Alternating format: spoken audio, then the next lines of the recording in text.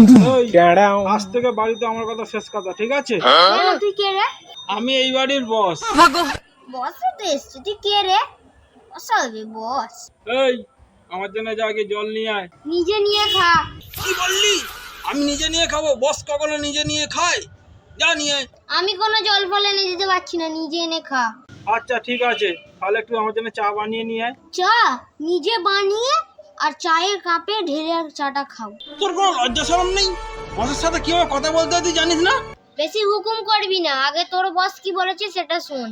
আমার বস আবার কি? কেন তোর মা এই কি বলেছে রে? তোকে যে বললো আলু আনতে, গিয়ে আলুটা নিয়ে আয়, নাহলে তোর পোঁদের চামড়া তুলবে।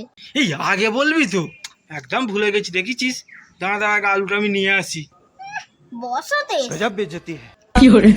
আর বস, এখন আমার বসের কথাই আগে শুনি। বস যাচ্ছে আলু আনতে। বস হওয়ার চেষ্টা করবি না, বুঝে গেছিস তো বাড়ির আসল বসকে? এই প্রশ্নের উত্তর দেওয়ার মতো সাহস আমার নেই রে সোনা। বাড়ির বস সবাই হতে পারে, কিন্তু মায়ের সামনে কেউ বস নেই। ঠিকই বলেছিস রে, আমি যাই আলুটা দিয়ে নিয়ে আসি।